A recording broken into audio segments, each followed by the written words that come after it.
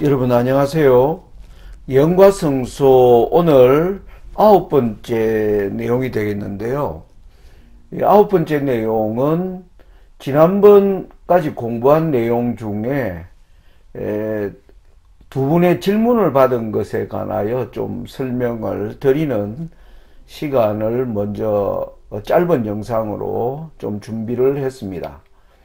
지난번 우리가 다니엘 11장 연구하면서 5절부터 시작되는 이 남방왕과 북방왕의 출현을 설명해 드리면서 5절 15절은 셀루쿠스 왕조와 프톨레미 왕조가 북방왕 남방왕으로 충돌하는 장면에서 16절부터 24절까지는 남방왕이 등장하지 않고 북방왕이 일방적으로 이렇게 독주하는 장면이 나오는데, 이 파트를 제가 두 파트로 나누어 설명을 드렸습니다. 16절부터 20절은 로마가 북방왕으로 등장하는 과정이고, 21절로 24절은 교황권이 북방왕으로 등장하는, 그래서 5절부터 24절이 북방왕이 이제 세 번 탈바꿈을 합니다. 셀루쿠스 왕조에서 로마에서 교황권으로 탈바꿈하는 과정을 설명을 드렸는데, 거기와 관련하여 좀 더 자세한 설명을 요하는 질문이 있어서 오늘 그 문제를 잠깐 다루도록 하겠습니다. 제일 첫 번째 질문은 콘스탄티누스 황제가 왜 수도를 이전하였는가, 그 이유가 무엇이겠는가라는 질문이고요. 또 하나는 다니엘 이 교황권이 출현하는 장면을 설명하는 다니엘 11장 21절 24절에 대해서 간략히 제가 설명을 드렸지 않았습니까? 거기에 대하여 좀 더 자세한 설명을 요청해 왔기 때문에 이 문제에 대한 대답을 이번 9번째 강의에서는 요 내용을 중심으로 말씀을 드리고자 합니다. 먼저 이 콘스탄티누스 황제가 왜 수도를 여기 동그라미 빨간색으로 동그라미 된 로마에서 오늘날의 터키의 이스탄불입니다. 이스탄불로 왜 수도를 이렇게 먼 거리로 콘스탄티누스가 AD 330년에 옮겼는가 하는 것입니다. 그건 제가 역사를 연구하면서 저도 여기에 대한 의문을 가지면서 지난 역사들을 관찰해 왔는데요. 그걸 이제 이미 설명을 드린 대로 로마라고 하는 나라가 AD 2세기부터 약 300~400년 동안 엄청난 혼란의 시대를 갔습니다.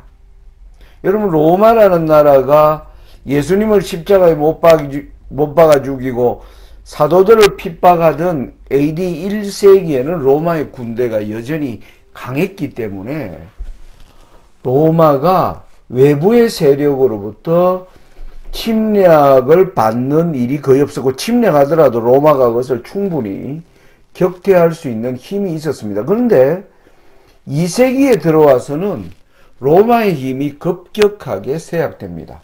왜 그러냐면 여러분, 강한 나라가 처음에는 자기를 대적할 적수가 없는 것입니다. 그러다 보면 강한 나라가 점점 뭐 하게 됩니까? 나태하게 되겠죠.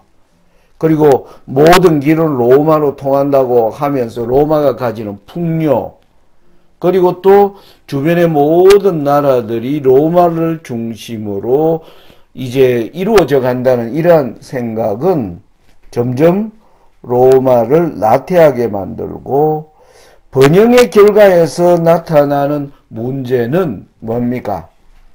강했던 그 나라를 지탱해 주던 정신이 쇠퇴하는 것을 의미합니다. 그러므로 이 2세기부터는 엄청난 야만족들의 침입을 받습니다. 이렇게 로마가 왜 야만족의 침입을 받을까? 저는 그것을 제 나름대로 기독교에 대하여 가장 야만적으로 이 기독교를 뭐라 그럴까요? 탄압했던 나라가 있었는가 하는 것입니다. 로마 이전에 바벨론, 페르시아, 헬라가 있었지만은 그들은 예루살렘을 그들의 포로로 예루살렘 이스라엘 백성들을 잡고 있었지만은 이스라엘 백성들을 그렇게 극악한 방법으로 대하거나 예루살렘을 그렇게 약탈하고 이렇게 하지 않았습니다. 그런데 로마는 여러분 예수님을 십자가에 못 박을 뿐만 아니라 12제자들을 이제 뭐합니까? 다 죽이고 그리고 12제자의 시대가 끝난 후 약 AD 100년부터 300년, 200년 동안 교회를 엄청나게 교회를 없애버리기 위한 그 핍박을 하는 방법이 있어 굉장히 잔인하고 야만적인 모든 태도를 다 견지했습니다. 그래서 저는 하나님께서 이 로마가 결국 무너지는 것이 야만족들의 침입에 의해서 로마가 스스로 뭡니까? 몰락하는 겁니다. 우리가 역사에서 로마는 476년에 멸망한 거로 기록되어 있지만 멸망하기 전까지 약 200~300년 동안 로마는 극심한 혼란의 시대를 겪게 됩니다. 그 혼란의 시대를 가장 극명하게 보여주는 사건이 제가 여기 군인 황제 시대가 한 예가 됩니다. AD 235년에서 284년 약 50년 동안에 황제가 몇 명이나 등장하면 50명 이상의 황제가 등장합니다. 그리고 또 어떤 때는 이 이후에도 황제가 한 시대에 3명, 4명이 동시에 황제로 등장하는 일들이에요. 그게 뭐냐면요. 수많은 군인들이 힘을 가진 장군이죠. 야만족을 멸하기 위하여 어떤 지역을 토브라르 같은 장군이 거기서 뭐 하는 겁니까? 힘을 갖게 되자 이 로마의 정부를 향하여 뭡니까? 반란을 일으키는. 그러니까 내란이 일어나는 겁니다. 이런 혼란의 시대를 AD 2세기부터 이제 계속 겪으면서 이 혼란의 시대를 이제 잠재운 왕이 바로 콘스탄티누스거든요. 그러니까 콘스탄티누스 입장에서는 이 로마가 끊임없이 야만족이 침입에 들어오는 데 있어서 이제 새로운 나라를 건설해야 되겠다라는 생각이 들면서 이 로마는 이미 야만족들이 뭡니까? 자주 드나드는 그러니까 야만족들이 보기에는 그들이 언제든지 가면 뭐합니까? 약탈하고 그리고 그들이 침략할 때 그것을 잘 방어하지 못하는 지역이라는 인식이 이미 널리 퍼져 있기 때문에 전략적 요충지로서의 새로운 수도 건설이 필요된 것입니다. 그것이 바로 터키에 여기 제가 까만색으로 동그라미 친 이 그 당시의 이름은 비잔티움이죠.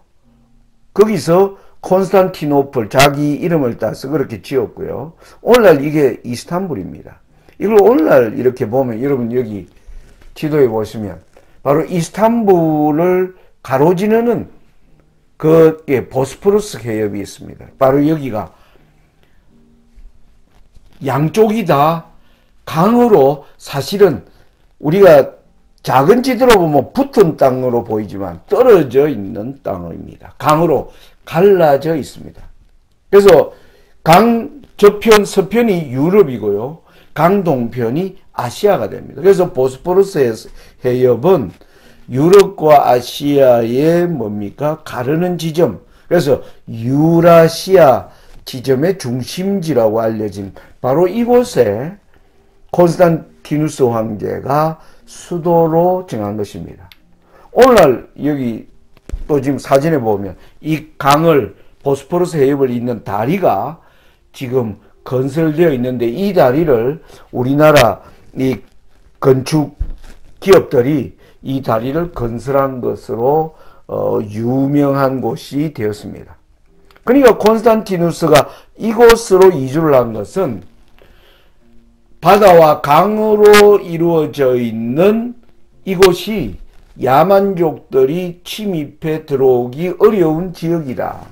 그래서 또 야만족이 이쪽으로 들어온다 해도 로마의 군대로 충분히 막을 수 있는, 당시에는 야만족들의 침략이 거의 없는 바로 그 지역을 전략적 요충지로 선택했다. 이렇게 말씀드릴 수 있겠습니다. 자, 그래서 여기에 대한 대답은 이렇게 요약할 수가 있겠습니다. 200년 가까이 계속된 야만족의 침략으로 혼란에 빠진 로마의 재건과 무너진 국가의 기강을 회복하기 위한 전략적 판단에서 수도를 이전한 것입니다. 바로 그런 전략적 판단 때문에 가톨릭은 아주 뭡니까? 황제가 스스로 로마를 교회의 주모로 말미암아 아주 손쉽게 정말 평화로운 방법으로 이제 보좌를 물려받는 그러한 기회가 이루어졌다. 그렇게 말씀드릴 수 있겠습니다. 자, 이제 두 번째 질문에 대한 내용을 다루겠습니다. 여러분, 이 21절부터 24절을 제가 여러분들에게 설명할 때 여기 노란 글씨와 빨간 글씨로 제가 요약된 강조되어 있는 그것을 중심으로 설명을 드렸습니다. 여기 보면 비천한데 적은 백성을 거느리고 강하게 될 것이며, 그러니까 교황권이 처음에 작은 뿌리인데 큰 세력으로 이제 권세를 갖게 되는 그것으로 제가 여러분들에게 설명을 드렸고요. 또 보니까 거짓을 행하여 올라오고 평안한 때를 타서 괴휼로 나라를 얻는 것을 바로 콘스탄티누스의 수도 이전과 가톨릭 출현으로만 제가 설명을 드린 것입니다. 그런데 여기 보면 22절에 보면 넘치는 물 같은 군대가 그에게 패한다? 동맹한 왕이 누구지? 근데 이게 히브리어 성경으로 언약의 왕 예수 그리스도를 지칭한다라고 그렇게 학자들이 해석합니다. 그러니까 그러면 그리스도와의 관계에서 교황권이 어떻게 했다는 것인가? 이제 그러고 24절 후에 들어가면 그 열조와 열조의 조상이 행하지 못하던 것을 행하고 노력하며 탈취한 재물을 무리에게 흩어주며 모략을 베풀어 얼마 동안 산성들을 칠 것인데 때가 이르기까지 그리하리라. 이게 과연 교황권에게 어떻게 적용해야 되는가라는 생각을 당연히 하실 수 있습니다. 그래서 그 질문을 주신 걸로 판단이 됩니다. 자, 요 내용을 중심으로 좀 부가적인 설명을 드리도록 하겠습니다. 여러분, 제가 다니엘 11장 연구할 때 하나님께서 다니엘 7장, 8장, 11장을 어떤 과정으로 하나님이 설명하려고 하시는가 하는 것에 우리가 좀 잘 초점을 두고 다니엘 11장을 연구해야 된다 말씀을 드렸습니다. 7장에는 여러분이 보시는 것처럼 로마와 교황권을 나누어서 하나님이 보여주었습니다. 10뿔 가진 짐승과 작은 뿔로요. 근데 8장에는 수양과 수염소가 등장하면서 10뿔 가진 짐승이 등장하지 않고 바로 작은 뿔이 등장하는 것은 바로 우리 재림교회는 하나님이 로마와 교황권을 하나로 보라고 하는 것. 그러니까 7장에서는 나누어서 보여준 그 나라가 어떤 면에서 하나인가 라는 것을 강조하고 있고, 바로 11장은 이 작은 뿔이 올라오는 데서 이 작은 뿔이 알렉산더의 죽은 이후에 4명의 군인 황제 이후에 남방과 북방으로 이어진 셀루쿠스 왕조를 로마가 하면서요? 점령하면서, 그리고 그에 대항하던 프톨레미 왕조를 무너뜨리면서 로마가 북방왕으로 올라와 교황권으로 올라오는 과정을 11장은 설명하고 있는 것을 우리가 확인할 수 있습니다. 그러면 여기서 우리가 던지는 질문이, 다니엘서는 왜 그러면 넷째 짐승과 작은 뿔을 하나로 말하는가? 첫째는 먼저 여러분 여기 사진을 보시면 이 지형적으로 여기 바로 오늘날 로마 바티칸의 모습입니다. 여러분 이 명칭을 보면요, 가톨릭 교회 공식 명칭이 이 뭡니까? 헬라어로는 에클레시아 캐톨리카 로마나이며 영어로는 로만 캐톨릭 처치입니다. 그러니까 로마에서 나온 교황권인 이 가톨릭이 무슨 명칭을 쓰고 있는데 로마라는 이름을 사용하고 있다는 것입니다. 그래서 이름에서도 로마와 가톨릭은 하나다라고 우리가 설명을 할 수 있었고요. 지리적으로 보면 과거 로마가 다스리던 제국의 로마의 수도에 바티칸이 지금 자리 잡고 있는 것도 지리적으로도 보면 로마와 가톨릭이 하나입니다. 그런데 이것만으로 하나인가? 더 중요한 이유가 있습니다. 자, 어떤 면에서 하나인가? 바로 그리스도에 대한 적개심이라는 면에서 이 로마와 교황권은 하나입니다. 로마는 뭐였습니까? 그리스도를 십자가에 못 박아 죽이고요, 12제자를 처형하고 200여 년간 예수님의 피로서 세운 교회를 없애기 위하여 계속 박해를 가한 나라가 바로 로마. 이 그리스도에 대한 적개심. 그 적개심의 연장에서 뭐가 나온 겁니까? 가톨릭이 나왔다는 겁니다. 그러니까 교회를 없애려고 해도 없어지지 않자 작전을 바꾼 거죠, 사단이. 거기에서 나온 게 가톨릭이니까. 이 교황권이 로마가 망한 이후에 등장을 했지만은 어떤 면에서는 같다? 그리스도를 향한 적개심에서는 같은 세력이다라는 것을 우리가 볼 수 있다는 것입니다. 여러분, 이런 사진들은 로마가 기독교인들을 얼마나 박해했는가. 그래서 기독교인들이 박해를 피해서 그들의 신앙을 유지하기 위해서 어떠한 죽음도 불사하는 가운데 생명을 유지해 갔는가. 여러분 잘 아십니다. 이러한 형편에 있는 기독교회를 뭐 한 겁니까? 이제 다시 지상으로 끌어올린 자가 바로 콘스탄티누스 황제이죠. 그래서 이 황제가 기독교를 이제 공인하게 된 것은 과연 기독교의 좋은 일이었는가? 핍박받는 교회가 공식적으로 이제 활동할 수 있다면서 좋은 일이라고 할 수 있겠죠. 그렇지만 아까 말씀드린 것처럼 성경에 사단과 사단이 그리스도를 대항하는, 사단이 이 교황권을 통해서 하기를 원하는, 거기에서 보면 이것은 뭡니까? 교회를 이제는 진리를 짓밟기 위한 고도의 전략에서 나온 것이다라고 우리가 설명하는 것이고, 성경도 다니엘 11장도 그와 같은 관점으로 그는 거짓과 괴휼에 통하여 올라온다라고 말씀하고 있다는 점입니다.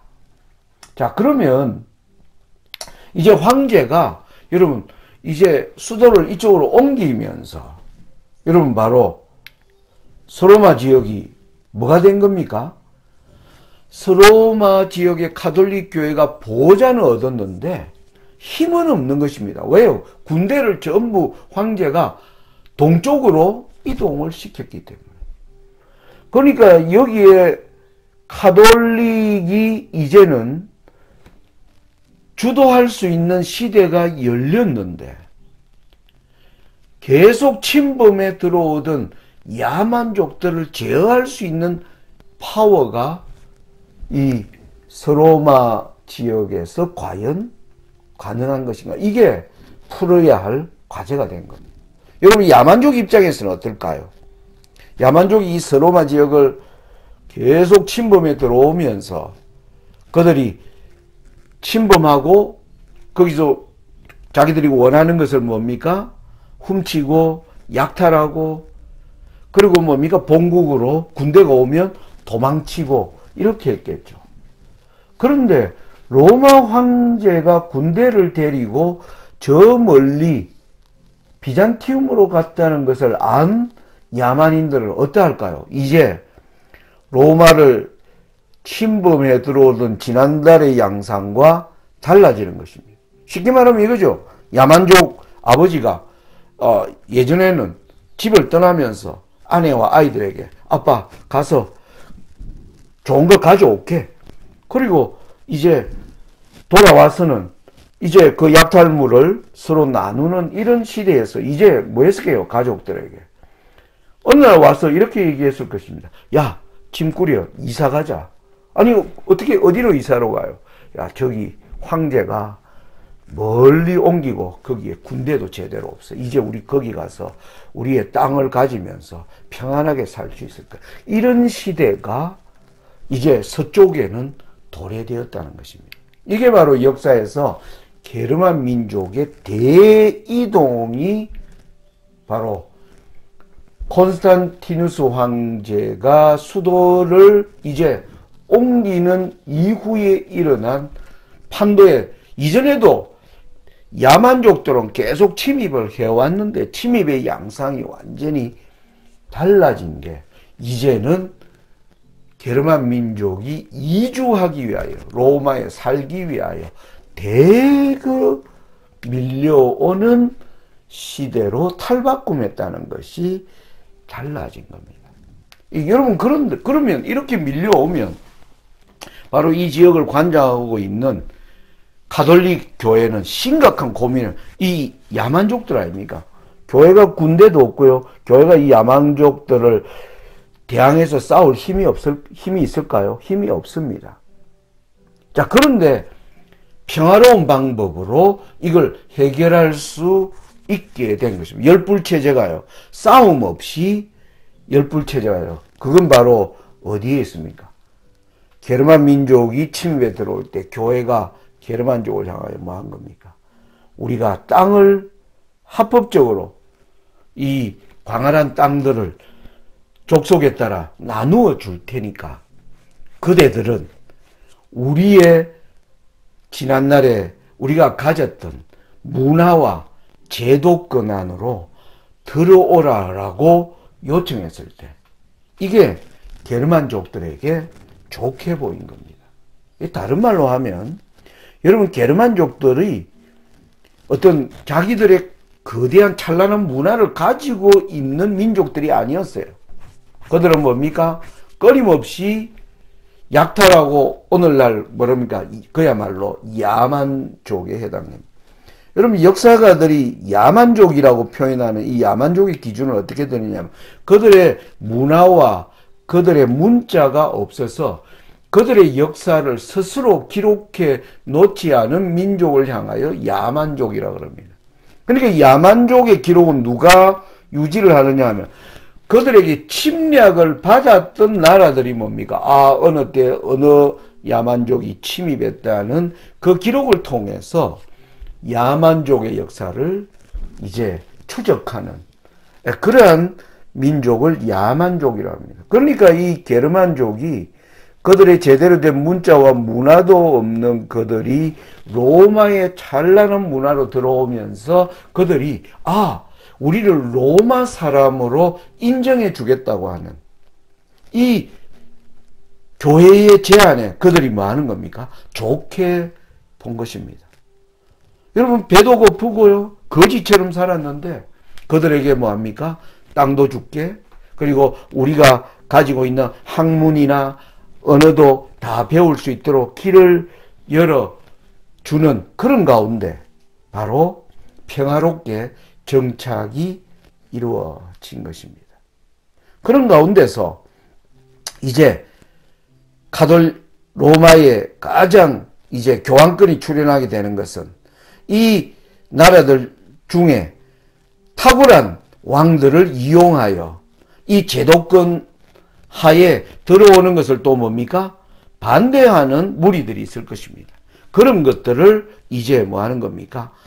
제거하면서 땅을 나누어 주는 그러한 일들을 바로 4세기, 5세기에 가톨릭 교회가 그러한 기조를 유지하면서 드디어 교황권이 이제 한때와 두때와 반때의 시대를 열 수 있는 길을 준비한 것을 다니엘 11장 24절이 그 내용을 설명하고 있다라고 말씀드릴 수 있습니다.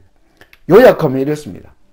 게르만 민족은 로마로 이주하면서 로마를 게르만화 하기보다는 게르마나이즈 하려고 그들은 게르마나이즈 할 수 있는 문화를 갖고 있지 않았습니다. 그래서 그들이 오히려 뭡니까? 로마나이즈, 게르만 민족이 로마 사람처럼 되는 것을 그들은 뭡니까? 기뻐한 것입니다. 교황권은 이 점을 이용하여 그들을 로마의 세력 안으로 들어오는 것을 뭡니까? 분쟁 없이 평화롭게 조정할 수 있었고요. 동시에 그 나라들 중에 힘이 있는 나라, 예를 들면 프랑크 왕국의 클로비스 같은 왕들입니다. 이들의 힘을 빌어 교황권의 제도에 굴복하지 않았던 반달, 헤룰라이, 동고트 이 왕국들을 뭡니까? 제거하면서 그 땅을 뭐 하는 겁니까? 열국들에게 나누어 줌으로 말미암아 이제 자신의 때, 한때와 두때와 반때의 길을 열어갔다는 것입니다. 이게 다니엘 11장 24절이 말하는 내용이라고 설명드릴 수 있습니다. 자, 이것을 이론으로 하면요. 그러면 어떻게 그들이 이 국가 권력이 이 힘도 없는 이 교회에 충성하도록 어떻게 과연 그 길을 열어갔을까? 그게 궁금하지 않습니까? 자, 가톨릭이 어떻게 교황권을 확립하는가? 이제 열불을 잘 뭡니까? 추스렸어. 자, 그게 뭐냐 하면은 바로 그들이 가졌던 이론이 신국론입니다. 이방인 이 게르만족에게 계속 하나님이 그들이 그리스도교로 기독교로 개종하면서 받는 세계관이 그리스도께서 이 땅에 하나님의 나라를 세우고 가셨다. 그게 중세시대에 우리가 스콜라 철학이라고 부릅니다. 이 스콜라 철학은 무엇에 대한 학문이냐 하면은 바로 신과 이 온 하늘과 땅과 바다를 만든 이 신이 피조물들을 향하여 신이 질서를 갖기 위한 신의 뜻이 무엇인가 하는 것을 밝히는 것이 바로 스콜라 철학입니다. 이걸 쉽게 말하면 이겁니다. 신과 피조물의 관계와 질서에 관하여 그들이 이제 주장한 게 겁니다. 자, 이 세상을 창조한 신이 있고요. 신이 이 땅에 교회를 만든 겁니다. 그리고 또 교회 외에 하나님을 믿지 않는 또 사람들이 많습니다. 그들을 다스리는 왕, 국가가 존재하고 이 안에 그 국가의 이제 국민들, 인간이 존재한다는 겁니다. 그래서 신과 교회와 국가와 인간의 질서를 어떻게 신이 이제 이루어 가셨는가? 그것이 바로 신의 통치가 어디를 통하여 전달하는가 하면 교회를 통해서 전달된다는 겁니다. 그러니까 교회가 국가보다 위에 있다는 거예요. 국가는 믿는 자와 믿지 않는 자를 뭐합니까? 통제합니다. 그래서 교회는 신으로부터 직접 지시를 받고 그리고 교회는 그 국가를 통해서 신의 뜻을 뭡니까? 전달해서 거기에 속해 있는 사람들을 통치하도록 한다라는 것입니다. 이러한 이론이 교회가 국가 위에 군림할 수 있는 길을 만들어낸 것입니다. 그러니까 이게 전통적으로 인간은 이제 국가와 교회에 충성하는 것이 인간의 본분이고, 이러한 인간, 국가, 교회와 같은 질서를 지키도록 하기 위한 신의 대리자를 하나님이 세웠는데, 그것이 바로 교황이라고 하는, 이게 중세시대의 중요한 스콜라 철학입니다. 이거로 뭡니까? 중세사회가 모든 유럽의 왕들이 이제 왕으로서 취임할 때 그들이 예수 그리스도와 그리고 뭡니까? 교회에 충성을 맹세하고. 근데 이게 전부 뭐예요? 그리스도를 빙자한 거짓말이잖아요. 그래서 이 언약의 왕을 배반하였다. 거짓으로 맹세하고 올라왔다라고 설명하는 것입니다.